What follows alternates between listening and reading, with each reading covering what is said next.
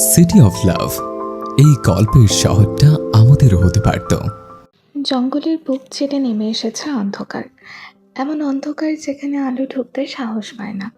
গাছের ডালগুলো আকাশের দিকে নয়, বরং নিচের দিকে ঝুঁকে আছে। পাতার ফাঁকে ফাঁকে বাতাস ঢুকলে শিশির মতো শব্দ হয়, যেন কেউ ফিসফিস করে কথা বলছে। দূরে কোথাও অচেনা প্রাণীর ডাক ভেসে আসছে। আর এই জঙ্গলের ভেতর দাঁড়িয়ে আছে সারহাদ। চারিদিকে মানুষ, অস্ত্র, আলো, হেলিকপ্টারের শব্দ সব আছে, কিন্তু তার ভেতর এক ভয়ানক শূন্যতা। সারহাদের দৃষ্টি এখনো সরেনি সানার ওপর থেকে। না চোখের পলক পড়েছে। বাড়িয়ে দেওয়া হাতটা ধীরে নামিয়ে ফেলে। এসপি তাকে ছেড়ে সামনে দাঁড়িয়ে বলে, Bro, let's go. I'm so tired. এসপির বাক্যখানা শ্রবণেন্দ্রিয় হতেই সারহাদের ভ্রম ছুটে যায়। ভাইয়ের দিকে তাকিয়ে নিজের ভাঙাচোরা হৃদয়টাকে সামলে বহু কসরতে আওড়ায়, Yeah, let's go. সারহাদ যদিও যেতে চায়নি, এসপি তাকে টেনে নিয়ে যায়। তাদের গাড়িগুলো পিছনে এসে পড়েছে। সারহাদ গাড়িতে ওঠার পর যতক্ষণ গ্লাস দিয়ে সানাকে দেখা গিয়েছে, সে ভ্রুক্ষেপহীন তাকিয়েছিল। রমণীতার দৃষ্টিগোচর হতেই ক্লান্ত মাথাটা এলিয়ে দিল গাড়ির সিটে, আর মনে মনে আওড়ায়, তুমি কত সহজে ভুলে গেলে, আর আমি ভুলতে গিয়েও আরও গভীরভাবে জড়িয়ে গেলাম। উপসংহারে যখন মিলন লেখা ছিল না, তাহলে সূচনা এত জাঁকজমকপূর্ণ কেন? সানা, আর যে এত শক্ত করে সানাকে ধরে রেখেছে যেন পৃথিবীর কোনো শক্তি আর তাকে আলাদা করতে না পারে। তার বুকের ভেতর সানার মাথা, কানে তার অস্থির নিঃশ্বাসের শব্দ। আর যে মনে হচ্ছে তার ভেতরে এতক্ষণ ধরে জ্বলতে থাকা আগুনে এক পশলা বৃষ্টি হয়ে ধরা দিয়েছে তার প্রেয়সী। তার চোখ বন্ধ। তার মনে হচ্ছে যদি চোখ খুলে ফেলে, যদি এক মুহূর্তের জন্য আলগা করে ধরে, সানা আবারও মিলিয়ে যাবে। এই জঙ্গল, এই রাত, এই উদ্ধার সবই হয়তো এক মুহূর্তের বিভ্রম। তার বুকের ভেতর যে ভয়টা এতক্ষণ দাঁত বসিয়েছিল, যে ভয় তাকে নিঃশ্বাস নিতে দিচ্ছিল না, যে ভয় তাকে মানুষ থেকে পশু বানিয়ে দিচ্ছিল, সে ভয়টা ধীরে ধীরে কাটতে শুরু করে। বিপরীত পাশের রমণীও তার বুকের মধ্যে এমনভাবে লেপ্টে রইল যেন এটাই চিরপ্রশান্তির জায়গা। সে স্পষ্ট শুনতে পাচ্ছে আর্যের হৃদস্পন্দন, জোরে, দ্রুত, অস্থির, সাথে তার একান্ত পরিচিত। আঙুলগুলো অজান্তেই আর্যের পিঠে আরো শক্ত করে চেপে ধরে। ধীরে ধীরে সানা স্বাভাবিক হয়ে আসে। আর যেটা বুঝে হঠাৎ তাকে আলাদা করে নেয়। দুহাত তুলে ধরে সানার গাল। কাঁপছে তার আঙুল। চোখের দিকে তাকিয়ে অস্থির কণ্ঠে বুলি ছুড়ে, Are you all right, my love? You're not hurt anywhere, right? Please, tell me. সানা কিছু বলার আগেই আর যে দিকবিদিক ভুলে সানার মুখে চুমু বসাতে থাকে। কপাল, গাল, চোখের পাতা, ঠোঁটের কোণা, বারবার অস্থিরভাবে। তারপর হঠাৎ করেই রমণী দুই বাহু চেপে ধরে হালকা ঝাঁকিয়ে গম্ভীর স্বরে হিসিয়ে বলে, আর কত পড়াবে আমাকে? হ্যাঁ, বলো, আর কতটা? বিপরীত পক্ষ থেকে কোনো আওয়াজ এলো না। সানা শুধু দেখলো তার একান্ত পুরুষটার পাগলামিগুলো। আর্যের কণ্ঠে জমে থাকা সব কষ্ট ফেটে বেরোচ্ছে। এই মুহূর্তে সে নিজেও জানে না সে কি করছে। চোখ লাল, শ্বাস ভারী। সে ফের গর্জে ওঠে, 14 বছর যথেষ্ট নয় কি? কেন প্রতিবার আমার চোখের ভাষা পড়তে ব্যর্থ হও তুমি? Say something damn it. অন্য পাশ থেকে কি কোনো আওয়াজ এলো? না, শুধু নিস্তব্ধতা ভেসে এলো। সানা শুধু আর্যের হাতে ছাড়িয়ে তাকে আবারও শক্ত করে জড়িয়ে ধরে। মুখ ডুবিয়ে দিল তার আশন্ত বুকে। রমণীর এহেন স্পর্শে আর্যের ভিতরের রাগটা যেন ধীরে ধীরে ভেঙে পড়ছে। সে রাগটাকে গেলে নিয়ে গভীর শ্বাস ঠেলে নেয়। আবার সানাকে জড়িয়ে ধরে। আর্য সানার চুলে নাক ডুবিয়ে চুমু খায়। চোখ বন্ধ করে শান্ত স্বরে বলে, সারা জীবন তোমার সব ছেলে মানুষের পাগলামে আমি মেনে নিতে রাজি, কিন্তু ছেড়ে যাওয়ার প্রশ্নটা এলে ট্রাস্ট মি, আমি পাগল হয়েছে। সে কপাল ঠাকায় সানার কপালে। কাঁপা কাঁপা স্বরে বলে, আর কবে বুঝবে তুমি আমাকে? I will not leave you. Never. I will never leave you. এই কথাটা যেন আর্যের বুকের ভেতর জমে থাকা সব ভয় গলিয়ে দেয়। তার ঠোঁটে হালকা হাসি ফুটে ওঠে। আর্য আর কিছুই বলে না, একটানে সানাকে কোলে তুলে নেয়, এমনভাবে যেন পৃথিবীর কোনো কিছু তাকে আর ছুঁতে না পারে। ধীরে ধীরে হেঁটে যায় হেলিকপ্টারের দিকে। এদিকে কাইলি, নিবেলিনা ও তার সঙ্গীদেরকে বলে হেলিকপ্টারে ওঠার জন্য। তার সঙ্গীরা গিয়ে উঠে পড়ে। ইবেলিনা 2-3 বার জ্যাকের দিকে তাকিয়েছে, কিন্তু যন্ত্র মানবের সেই দিকে কোনো খেয়াল নেই। এমন মনে হচ্ছে তার আশেপাশে কেউ নেই। ইবেলিনা একবার ভেবেছিল জ্যাকের সাথে যাবে, কিন্তু জ্যাকের এমন নিরুত্তাপ ভঙ্গি দেখে সে আর কথা বাড়ালো না। পা বাড়িয়ে দিল কাইলিনের হেলিকপ্টারে ওঠার জন্য, কিন্তু এক কদম যেতেই পিছন থেকে আসে বজ্র কণ্ঠের আদেশ। Lina, board the front helicopter now. তার এমন গর্জনে মুহূর্তে কেঁপে উঠল রমণী। সাথে কাইলিন অবাক চোখে তার দিকে তাকায়। সে জানে জ্যাক অনেক রাগে, কিন্তু কারোর সাথে সে এই টোনে কোনোদিনও কথা বলেনি। পর মুহূর্তে সানার কথা মনে করে ঠোঁট কামড়ে হেসে মনে মনে বলে, তার মানে ম্যাম ঠিক বলেছিল। সে ইবেলিনাকে ফেলে তার সঙ্গীতে নিয়ে চলে গেল। ইবেলিনা পা টিপে টিপে গিয়ে পেছনে বসার আগেই জ্যাক পিছনের দরজাটা শব্দ করে বন্ধ করে দিল। ইবেলিনা বিমূর্ত নয়নে তাকিয়ে বলে, मिस्टर फॉरेनर अब मैं कैसे जाऊँ? বিপরীতে কোনো শব্দ এলো না। জ্যাক পাইলটকে নামার আদেশ দেয়। পাইলট নেমে পড়তেই সে উঠে বসে। ইবেলিনা একটু ভয়ে ভয়ে তার পাশের সিটে বসে পড়ে। মনে মনে ভাবছে জ্যাক হেলিকপ্টার চালাতে পারবে কিনা, কিন্তু তাকে ভুল প্রমাণ করে জ্যাক দক্ষ হাতে হেলিকপ্টার ওড়ানো শুরু করে দেয়। উমেদ ভবন প্যালেসের পরিবেশ সম্পূর্ণ উত্তাল। ততক্ষণে পুরো প্যালেসে সবাই জেনে গেছে সানা আর এসপিকে পাওয়া যাচ্ছে না। কিছুক্ষণ পর এটাও জানা গেছে আয়ানকেও পাওয়া যাচ্ছে না। সবাই 3জনকে খোঁজার জন্য উঠে পড়ে লেগে গেছে। এদিকে ঈশানী নিজের রুমে কখন থেকে পায়চারি করছে আর মনে মনে গালি দিচ্ছে সানাকে। এই ডাইনিটা তাকে এক ফোঁটাও শান্তিতে থাকতে দেবে না। তার ভাবনার মধ্যে দরজা খুলে প্রবেশ করে রৌনক। সে এতদিন এখানে ছিল না, কোম্পানি তাকে অন্য জায়গায় পাঠিয়েছে। আজকে এসেছে ভারতে। ঈশানী তাকে নজরে আসতে দৌড়ে গেল তার দিকে, বিচলিত কণ্ঠে আওড়ায়, রনক, ওই ডাইনিটা হারিয়ে। রিল্যাক্স ঈশানী, তুমি এতটা উতলা কেন হচ্ছ? তুমি তো নিজেও এটাই চাচ্ছিলে, তাই না? রনক, সেটা অতীতে ছিল। আমি এখন বুঝতে পারছি ভাগ্য বলেও কিছু আছে। সেই জন্যই হয়তো আমি 6 বছরেও হেরে গেছি, আর সে 1 বছরেও পেয়ে গেছে। ঈশানীর বাক্যখানা রনকের মনে যেন নতুন করে আশার আলো ফুল ফোটালো। সে অবাক চোখে তাকিয়ে আছে ঈশানীর দিকে। গত 3 বছর ধরে সে দেখেছে মেয়েটা কত পাগলামি করেছে আর্যের জন্য, আর আজ সে নিজে মুভ অন করতে চাইছে। ওকে ভুলে নিজের জন্য ভাবতে চাইছে। সেটা যেন তার বিশ্বাসই হচ্ছে না। তার ভাবনার মধ্যে আবারও আসে ঈশানীর বিচলিত কণ্ঠস্বর। সবাই আমাকে ছেড়েই চলে যায় কেন রনক?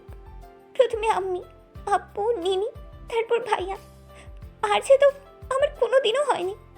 এখন ওই ডাইনিটাও আমাকে ছেড়ে চলে যাওয়ার ধান্দা করছে। এই বলে সে হেঁচকে তুলে কাঁদতে শুরু করে দিল। রওনাক এগিয়ে এসে তার মাথাটা চেপে ধরল নিজের বুকের সাথে, আর মনে মনে বলছে, তুমি আমাকে কোনোদিনও দেখলে না ঈশানী, বাট ডোন্ট ওয়ারি, আমি তোমাকে কোনোদিনও ছেড়ে যাব না। ঈশানী চিন্তায় খই হারিয়ে রওনাককে জড়িয়ে ধরে কাঁদতে থাকে। কিয়ৎকাল পর তার কানে আসে হেলিকপ্টারের আওয়াজ। মুহূর্তে ঈশানী নিজের মুখ তুলে হাসি মুখে বলে, মনে হচ্ছে ওই ডাইনিটা এসেছে। এই বলে সে দৌড়ে চলে যায়। রওনাক সেই আগের জায়গায় দাঁড়িয়ে তার যাওয়ার দিকে তাকিয়ে বলে, তুমি সবাইকে আপন করে নিলে, শুধু আমি ছাড়া। হয়তো আমি অনাথ বলে। আর্চের রুমের অবস্থা একদম বেহাল। চারিদিক ভেঙে চুরে আছে সব কিছু। এমন মনে হচ্ছে কোনো ধ্বংসস্তূপ। আর্চে ওই সময় সানাকে নিয়ে কোন দিকে না তাকিয়ে নিজের রুমে চলে এসেছে। সে আসার পর রিহানা আর ঈশানী সানার সাথে দেখা করতে এসেছিল, কিন্তু আর্চে তাদেরকে দেখা করতে দেয়নি। পরে দেখা করবে বলে তাদেরকে পাঠিয়ে দিয়েছে। প্রথমেই 2জন শাওয়ার খাবার দাবার সেরে নিয়েছে। তারপর ধীরে ধীরে আর্যে সানাকে একের পর এক প্রশ্নে জর্জরিত করে তোলে, যেমন সে কেন গিয়েছে, কখন গিয়েছে, কারা ছিল, আরও অনেক কিছু। রমণী তালগোল পাকিয়ে ফুস বলে এসপির নাম ধরে ফেলে। ব্যাস, এই নামটাই যথেষ্ট ছিল আর্যের শান্ত মস্তিষ্ককে অশান্ত করার জন্য। তারপর থেকেই সে রুমের সব কিছু একে একে ভেঙে ফেলেছে। সে সানাকে না কিছু করতে পারছে আর না নিজের রাগটাকে গিলতে পারছে। আর তার ভাটা পড়ে জিনিসপত্রের উপর সানা অপরাধীর ন্যায় বেড়ে বসে আর চোখে আর্যের কর্মকাণ্ড পর্যবেক্ষণ করছে। সামনে আর্যে পায়চারি করছে আর কি যেন বিড়বিড় করছে। এদিকে আর্যে নিজেকে কিছুতেই শান্ত করতে পারছে না। সে চায় না সানার সামনে রাগ দেখাতে, তারপরও যেন নিজেকে সংবরণ করতে পারছে না। যতবারই মনে পড়ে সানা এসপির জন্য গিয়েছে, ততবার ইচ্ছে করে এই মেয়েকে ছড়িয়ে দাঁত ফেলে দিতে, সাথে ওই 12 বাতারিটাকে 101 টুকরা করতে। সানা তার এই অবস্থা দেখে মিনমিনিয়ে বলে, রণবীর এই মেসেজগুলো এসপি পাঠায়। রমণী এইটুকু বলেই থেমে গেল, কেননা বিপরীত পাশের মানব রক্তচক্ষু নিয়ে তেড়ে এলো তার দিকে, বজ্রকণ্ঠে বুলি ছড়ে হারছে। এসপি এসপি এসপি, রাত দিন 24 ঘন্টা তোমার মুখে শুধু ওর নাম কেন থাকবে? ওর জন্য তুমি আমাকে ভুলে নিচের জীবনে বড় না করে চলে গেলে? তোমার লাইফের সব থেকে বেশি ইম্পর্টেন্ট কে, আমি নাকি 12 বাতারি? রমণী তার থেকে এমন প্রশ্ন একদমই আশা করেনি। কারোর আর সে বাকিটা শোনার আগে হাত উঁচিয়ে থামিয়ে দিল, তেজি কণ্ঠে আওড়ায়, কারোর প্রতি বললে ট্রাস্ট মি, আমি এই মুহূর্তে ওই 12 বাতারিটাকে গুনে গুনে 10টা করে করবো। এবার বলো, কে বেশি ইম্পর্টেন্ট, আমি নাকি ও? এই মুহূর্তে ঘুম বেশি ইম্পর্ট্যান্ট। এমন প্রত্যুত্তর মোটেও আশা করেনি বিপরীত পাশের মানব। এই মুহূর্তে তার এই মেয়েটাকে যে কী করতে ইচ্ছা করছে সে নিজেও জানে না। সে নিষ্প্রভ দৃষ্টিতে তাকিয়ে আর যে না রাগ দেখাতে পারছে না সে শান্ত থাকতে পারছে। এখন আবার তাকে ঠান্ডা পানি দিয়ে সাবান নিতে হবে, নাহলে নিজেকে সংবরণ করা কষ্টকর হয়ে যাবে। তাই সে একটা একটা করে শার্টের বোতাম খুলতে থাকে। এদিকে সানা কম্পিউটার থেকে মুখ বের করে এটা দেখা মাত্র সে অন্য কিছু ভেবে বসে। তাড়াতাড়ি কম্পিউটার সরিয়ে তড়িঘড়ি করে বলে ওঠে, আরে আরে কি করছেন আপনি? ইম্পর্টেंट আপনি আপনি আপনি इम्पोर्टेंट। अरे दुनिया गए बाहर में आप पति हो हमारे। दोस्त जिंदगी में हजार है लेकिन पति एक ही है। সানার বাক্যখানে শ্রবণ হতেই আর যে ঠোঁটে বাঁকা হাসি ফুটে ওঠে। সে এগিয়ে এলো, সানা একটু পিছিয়ে যাবে তার আগেই আর যে ঝুঁকে একদম তার কানের কাছে হাসকি স্বরে আওড়ায়, ম্যাডাম, কি ভাবছিলেন আপনি? আমি তো জার্নিতে যাচ্ছিলাম। সামনের রমণী থতমত খেয়ে গেল, নিজের ভাবনার উপর এক বালতি ধিক্কার জানালো। ইস, কি লজ্জার বিষয়! সে কি ভেবেছিল? তার মতিভ্রম কাটিয়ে ফের আসে আর্যের আওয়াজ, তুমি বললে আমরা খেলা শুরু করতে পারি। মুহূর্তে সানা ধাক্কা মেরে তাকে সরিয়ে আবারও কম্পিউটারে ঢুকে গেল। সাথে আর্যকে শুনিয়ে শুনিয়ে বলে, অসভ্য লোক, শুধু একটু সুযোগ পেলেই ইশারে। আর্যের ঠোঁট কামড়ে হেসে টাওয়াল নিয়ে বাথরুমে যেতে যেতে আবারও বুলি ছড়ে, হিসাব কিন্তু এখনো বাকি আছে। তুমি আজ টায়ার দেখে ছাড় পেয়েছ, কিন্তু ছেড়ে দিচ্ছি না। রমণী তড়াক করে তার দিকে তাকায়। ততক্ষণে আর যে চলে গিয়েছে। সানা নাক মুখ কুচকে নিল। মুহূর্তে তার মনে পড়ে এসপির কথা, তাকে সতর্ক করতে হবে। তাড়াতাড়ি আর্যের ফোন নিয়ে এসপির দ্বিতীয় নাম্বারে ডায়াল করে। 5 বার কল হওয়ার পর এসপি ফোন ওঠায়। এপাশ থেকে গেল রমণীর রুক্ষ স্বর, এসপির বাচ্চা, তোকে আমি 5 বার কল দিয়েছিলাম, কোথায় ছিলি তুই? ঘুমাচ্ছিস নাকি? ভাই, আজও পাবলিক তুই নিশির ঘুম থেকে তুলে জিজ্ঞেস করছিস ঘুমাচ্ছি নাকি? এখন কি জন্য কল করেছিস সেটা বলে আমাকে উদ্ধার কর। শোন না ইয়ার, আমি না একটা ঘটনা ঘটিয়ে ফেলেছি। আমাকে কোথায় ফাঁসিয়েছিস সেটা ডিরেক্ট বল। মানে রণবীর কিভাবে যেন জানতে পেরে গেছে আমি তোর জন্য জঙ্গলে গিয়েছি। মুহূর্তে এসপির চোখের ঘুম উধাও। একটানে কম্পিউটার সরিয়ে এসে লাফিয়ে উঠে বসে, গর্জে ওঠে সানার সাথে, কি কি বললি তুই? আমি সত্যি বলছি, আমি ইচ্ছে করে বলতে চাইনি, বিশ্বাস কর। সিআইডির মতো যেটা করে বের করে ফেলেছে ইয়ার। চুপ কর, তুই আমার জীবন না নিয়ে শান্ত হবি না। এখন বল, ওই চাওড়া বন্দুক নিয়ে ঘুরছে নাকি রাইফেল নিয়ে? কামান নিয়ে ঘুরছে। বাবা, ওই কামানের পেছনের আগুনটা নিয়ে তুই ঘুরতে থাক। আচ্ছা তুই চিন্তা করিস না, সব ঠিক হয়ে যাবে। এখন রাখি তাহলে, আমি একটা শান্তির ঘুম দিই। হ্যাঁ হ্যাঁ, আমার ঘুম হারাম করে এখন তো তোর প্রশান্তের ঘুম আসবেই। আমি সিদ্ধান্ত নিয়ে নিয়েছি, আগামী 10 দিন আমি আর রুমের বাইরে যাব না, আর না রুমের দরজা খুলবো। এবার যা হয়ে যাক বাইরে, সুনামি, ঘূর্ণিঝড়, ঝড়, তুফান, ভূমিকম্প এলেও না। আচ্ছা আগে আমার রুমে 1 কাপ কফি পাঠা, তারপর দরজা বন্ধ করিস। হ্যাঁ হ্যাঁ ম্যাডাম, কেন নয়, সাথে একটা থাপ্পড়ও ফ্রিতে পাঠাই। রাখ তোর ফোন। সানা তাকে ব্যঙ্গ করে রেখে দিল। কিন্তু সমস্যা বাদে যখন 1 ঘন্টা পরও তার ঘুম চোখে ধরা দিল না। সে বারবার এদিক সেদিক ফিরে ঘুমানোর চেষ্টা করলো, কিন্তু ফলাফল শূন্য। কেমন যেন অশান্তি অশান্তি লাগছে তার। মনে মনে আর্যকে এক গাদা গালি দিল। এসব ওই বদলোকের কারণে হয়েছে, আমার অভ্যেস খারাপ করে ফেলেছে। নাহলে আমি তো যেখানে শুই সেখানেই ঘুমাই। আমার অভ্যেস খারাপ করে এখন 1 ঘন্টা ধরে শাওয়ার নিচ্ছে, কুত্তা কোথাকার। সে আবারও চোখ বুজে ঘুমানোর চেষ্টা করলো। হঠাৎ একজোড়া ঠান্ডা শীতল হাত তার কোমর জড়িয়ে ধরে তাকে টেনে নিল নিজের কাছে। রমণীর নাকে জড়িয়ে গেল কফি আর ভ্যানিলার স্মেল। সে টু শব্দ করলো না, আবেশে জড়িয়ে ধরলো আর্যকে। ধীরে ধীরে আর্যের এক হাত রমণীর মাথায় বিলি কেটে দিয়ে মনে মনে ভাবে, আমার মাথায় হাত বলে দেওয়ার কেউ না থাকলেও আমি বেঁচে থাকা পর্যন্ত তোমার মাথায় হাত থাকবে। কিয়ৎক্ষণ কেটে গেল নীরবতায়। কিছু একটা ভেবে সানা বলে, রণবীর, হুম। আপনি ভয় পেয়েছিলেন? এবার আর কোনো উত্তর এলো না। রমণী মুখ তুলে তার দিকে চোখে চোখ রেখে শুধালো, কিসের ভয়? আমার জীবনের সব থেকে গুরুত্বপূর্ণ মানুষটাকে হারানোর ভয়। তারপর আর কথা হলো না, শুধু দৃষ্টি মিলিত হলো একজোড়া কৃষ্ণ কালো মনির সাথে একজোড়া ঘোর লাগা বাদামি মনের। সানা ধীরে ধীরে নিজের মাথাটা এলিয়ে দিল আরজের বুকের ওপর। বিড়াল ছানার মতো গুটিসুটি মেরে তাকে শক্ত করে জড়িয়ে ধরে মনে মনে বলে, আপনিও আমার জীবনের সবচেয়ে ইম্পর্ট্যান্ট একজন মানুষ। সবার আগে আপনার স্থান, তারপর বাকি সব।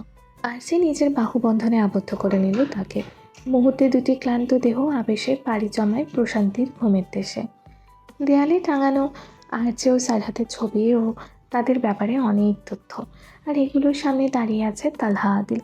সে 2 দিনে সারহাতের বাবা আর দাদার ব্যাপারে অনেক তথ্য কালেক্ট করেছে। তাদের কিছু পুরনো কর্মীদেরও তথ্য জোগাড় করেছে। আবার এই কিছু জোগাড় লাগাতে গিয়ে তার সামনে এসেছে ওয়াসিম হায়দার ও খায়রুল বাসারের প্রোফাইল। হঠাৎ তার ঘর কাঁপিয়ে বেজে ওঠে কলিং বেল। তালহা জানে কে এসেছে, তাই সে হাসি মুখে ছুটে গেল দরজা খুলতে। দরজা খুলতেই নজরে আসে বয়স 28-এর কাছাকাছি এক রমণীকে। কিন্তু দেখলে মনে হবে শুদ্ধ যৌবনে পা রেখেছে। 5 ফুট 5 ইঞ্চির উজ্জ্বল ফর্সা মেয়েটি মুহূর্তে জড়িয়ে ধরল তালহাকে। তালহাও তার পিঠে হাত বুলিয়ে মুখে আওড়ালো, এতদিন পর ভাইয়ের কথা মনে পড়লো?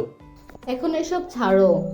এত ঘটকালি করে আমাকে লন্ডন থেকে নিয়ে আসলে, বললে কোনো একদম গুরুত্বপূর্ণ কেস। আমি তো জানতাম আমার ভাই একাই 100, তার কোনো রকমের হেল্প লাগে না। অবশেষে এই সিতারা আদিলের হেল্প লাগলো তোমার? লিসেন সিতারা, কেসটা কোনো সাধারণ নয়, এটা ক্ষমতার। যেন আইন অপরাধীদের শাস্তি দেওয়ার কথা, যেন আইন তাদের দাস হয়ে বসে আছে। আর সেই দাসত্বকে কাটানোর জন্য তুমি আমাকে নিয়ে এসেছো? আগে ব্রেকফাস্ট করবি চল। না, আগে আমি তোমার আসামিদের দেখব, কারা আমার ভাইয়ের ঘুম হারাম করে রেখেছে। তালহা একটা দীর্ঘশ্বাস ছেড়ে তাকে নিয়ে গেল, কেননা সে জানে এই মেয়ে যতক্ষণ না জবাব জানবে ততক্ষণ তার মাথা খাবে। তারা চলে গেল তালহার সেই সিক্রেট রুমে, যেখানে সকল তথ্য রাখা হয়েছে। কিন্তু ঘরে প্রবেশ করতেই সিতারার পা থেমে যায় সামনের বোর্ডে টাঙানো ছবি দুটো দেখে। এক দৃষ্টিতে তাকিয়ে থাকলো ছবির দিকে। এদিকে পাশে দাঁড়িয়ে তালহা তাকে বলছে, সিতারা, এখন তুই আমার পরিবর্তে এসিপি হবি। তুই সিস্টেমের ভেতর থেকে আর আমি সিস্টেমের বাইরে থেকে লড়বো, বুঝতে পেরেছিস? তার জবাবে বিপরীত পাশ থেকে কোনো শব্দ না আসায় সে সিতারার দিকে তাকায়। সিতারার এমন দৃষ্টি দেখে তালহা তার কাঁধে মৃদু ধাক্কা দিয়ে বলে, এই সিতারা, কোথায় হারিয়ে গেছিস? ভাই আসলে আমি। তার এমন ইনিয়ে বিনিয়ে কথাবার্তা শুনে মুহূর্তেই তালহার ভ্রু কুঁচকে আসে। যেহেতু সে সিআইডি, তাই স্বাভাবিকভাবে তার মনে সন্দেহ চলে আসে। সিতারা, তুই কি এদের মধ্যে কাউকে চিনিস? হ্যাঁ, আর যে কে? এত বড় একজন সুপারস্টার, আমি তো প্রায় ওর গান শুনি, কিন্তু ওর পাবলিক ইমেজ এতটা ক্লিয়ার, ও কিভাবে ক্রিমিনাল হতে পারে? আর দ্বিতীয়জন? সিতারা একটা ফাঁকা ঠোক গেলে। সে জানে তার ভাইয়ের থেকে কিছু লুকাতে পারবে না, তাই বলে, আমি যে ভার্সিটিতে পড়েছি সেই ভার্সিটির সবার ড্রিম বয় ছিল সারহাদ। প্রথম দিন আমি যখন র্যাগিংয়ের শিকার হই তখন উনি আমাকে বাঁচিয়েছেন, কিন্তু উনি ক্রিমিনাল কিভাবে হতে পারে? সিতারা, এখানে সব সম্ভব। চোখ ঘোরাতেই সিতারার নজর আটকায় আরেকটা ছবিতে। ভাই এটা কে? আরে একে চিনিস না? ও তো। আরে হ্যাঁ, এই মেয়েকে তো আমি সোশ্যাল মিডিয়ায় অনেক জায়গায় দেখেছি। এটা আরজের ওয়াইফ। এখন তো এই নিউজটা প্রায় ট্রেন্ডিংয়ে চলছে। মিডিয়া এমনই, একটা জিনিস পেলে সেটাকে নিয়ে মাতামাতি করবি শুধু। এদের বিয়ে এরা করছে, কিন্তু মাথা ব্যথা সবার। হ্যাঁ, অনেকেই তো বলছে এরকম ডিজাইনার নাকি আরজেকে ডিজার্ভ করে না। আবার কেউ কেউ তো বলছে আরজে এত সুন্দরী কোয়ার্টিস্ট থাকতে এইরকম একজনকে কিভাবে বিয়ে করেছে। কেউ কেউ তো ওর গায়ের রং নিয়েও প্রশ্ন করছে। তালহা বিরক্তি মাখা দৃষ্টি নিক্ষেপ করলো। তুই তো আজকাল এগুলো দেখছিস? না ভাই, আমি তো। তালহা তার কথা কেড়ে কফির কাপে চুমুক দিয়ে বেরিয়ে যেতে যেতে বলল, ভালোবাসা আত্মার সাথে হয়, চেহারা তো শুধু বাহানা হয়। ভাগ্যের লিখন মেলায় থাকে, মায়ার বাঁধন জোড়ে থাকে। তালহা তো চলে গেলেও কিন্তু তালহার বলা বাক্যটুকু সিতারার কানে এখনো বাজছে। সে কাঁপা কাঁপা হাতখানা বাড়িয়ে দিল সারহাদের ছবির দিকে। ছবিটাকে ছুঁয়ে ফিসফিস করে বলল, ইউ আর রাইট ভাই, ভাগ্যের লিখন মেলায় যাকে, মায়ার বাঁধন জোড়ে তাকে। Do you least remember me mister Saad? Umaid ভবনের বিশাল করিডরগুলো নিস্তব্ধ। যেন দিনের সব শ্বাস রাত এসে শুষে নিয়েছে। মার্বেলের মেঝেতে চাঁদের আলো পড়ে সাদা ছোপ তৈরি করেছে, কিন্তু উষ্ণতাহীন। সারা রাত কেউ ঘুমায়নি সানারা নিখোঁজ হওয়ার কারণে। এখন সব শেষ, সবাই ঘুমিয়ে পড়েছে ক্লান্ত শরীর নিয়ে, শুধুমাত্র সারহাদ ছাড়া। তার রুমের আলো এখনও জ্বলছে। সারহাদ ডিভানের সঙ্গে হেলান দিয়ে ফ্লোরে বসে আছে, পিঠটা দেয়ালে ঠেসে। মাথাটা একটু কাত হয়ে ঝুলে পড়েছে। চোখে ঘুমের লেশমাত্র নেই, বরং চোখগুলো লাল হয়ে আছে। চারপাশে ছড়িয়ে ছিটিয়ে পড়ে আছে ড্রাগসের ছোট ছোট প্যাকেট, খোলা স্লিপিং পিলসের স্ট্রিপ, দুটো খালি ওয়াইনের বোতল, অসংখ্য সিগারেটের ফিল্টার। সব চেষ্টা ব্যর্থ। এসব কিছু দিয়েও তার ভেতরের অস্থিরতাকে ঘুম পাড়ানো যায়নি। তার হাতে একটা পুরনো ছবি, হালকা হলুদ হয়ে যাওয়া সানার ছোটবেলার ছবি, চুল দুটো বেনি করা, চোখে অদ্ভুত এক মায়া জড়ানো। সেই একই মায়াবী চোখগুলো আজ অন্য কারো দিকে তাকায়। সারহাদের ঠোঁটে হালকা তাচ্ছিল্যের হাসি খেলে গেল। ঠিক তখনই মনে পড়ে যায় ছোটবেলার একটা টুকরো স্মৃতি। তখন সানার বয়সটা হয়তো 14 হবে। সারহাদ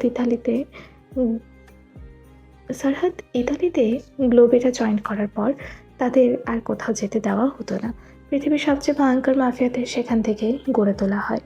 তবু সারহাদের মন যে এখানে পড়ে, তাই সে প্রায়শই লুকিয়ে লুকিয়ে চলে আসতো। তবে সানাকে দূর থেকেই দেখে চলে যেত। সেই দিন এমনই একটি দিন যখন সানার সাথে আবারও দেখা হয়ে যায়। তখন স্কুলে বিদায় অনুষ্ঠান চলছে। সানা একটা নীল শাড়ি পরেছে, কিন্তু সমস্যা বাধে যখন এসপি যাওয়ার জন্য নিষেধ করে দেয়। সে ডিরেক্ট বলে দিয়েছে আজ তার ভাই এসেছে আর মামাও নাই, তাই সে সারাদিন ভাইয়ের ফোনে গেমস খেলবে। আর এদিকে সানা আর এসপি অনুষ্ঠানের উপস্থাপক। এখন শেষ মুহূর্তে কাকে আনবে? তাই রমণী বাধ্য হয়ে ফারুকি নিবাসে যায়। সানা কোনো মতে নিজের শাড়ি সামলে কোনো দিকে না তাকিয়ে এসপির নানুর কাছে চলে যায়। দাদু দেখেছো তোমার নাতির কারবার দেখেছো? এই শেষ মুহূর্তে বলছে যাবে না। এখন আমার এক কানের নিচে বাজাতে ইচ্ছে করছে কিনা বলো তো? এসপির নানু রান্নায় ব্যস্ত। তিনি খুন্তি নাড়তে নাড়তে বললেন আজ খুঁজদিল বাড়িতে নেই, তার উপর এর ভাই এসেছে বলে এর পড়ালেখার সব চাঙ্গে উঠেছে। ও উপরেই আছে, তুই বরং কান ধরে নিয়ে যা। সানা আচ্ছা বলে চলে যায়। রমণী ধূপধাপ কদম ফেলে উপরে চলে যায়, অথচ সে একবারও খেয়াল করল না লিভিং রুমে বসে একজোড়া চোখ মুগ্ধ দৃষ্টিতে তাকিয়ে। সারহাদ যেন নিঃশ্বাস নিতে ভুলে গেছে। সেই রাগে কোনো দিনও সানাকে শাড়ি পরা অবস্থায় দেখেনি। ব্যাস, আজ পর্যন্ত সেই চোখ জোড়া আর কারো দিকে মুগ্ধ দৃষ্টিতে তাকায়নি। হঠাৎ সারহাদ অট্ট হাসিতে ফেটে পড়ে। কোনো আনন্দ নেই সেই হাসিতে, বরং আছে উন্মাদনা। সে চিৎকার করে বলে ওঠে দেখেছো দেখেছো কত ভয়ঙ্কর তোমার নেশা? হাতের ড্রাগসগুলোর দিকে তাকিয়ে ফের বলে এই ড্রাগস, এই লিপস কিছুই ঘুম ধরাতে পারছে না আমাকে। পুরুষ নাকি কাঁদে না, কিন্তু নিজের ভালোবাসাকে অন্য কারো বুকের ভেতর ঢুকতে দেখলে তার কণ্ঠস্বর থেকে আর বাকিটা বেরোয় না। বহু কসরত করে উঠে দাঁড়ায়, পা দুটো হেলতে দুলতে থাকে। লাগেজ খুলে বের করে পুরনো একটা ডায়েরি, মলিন কাভার, কোনাগুলো ভাঙা। এই ডায়েরির ভেতর সানামের নামে লেখা আছে 1000টা লাইন, 1000টা স্বীকারোক্তি। আজ আবারও লেখার ইচ্ছা হলো তার। সে মেঝেতে বসে ডায়েরি খোলে, কলম ধরে কাবা হাতে। প্রথম অক্ষরটা লেখার পূর্বেই অশ্রু গড়িয়ে পড়ে কাগজে। কলম চলতে শুরু করে।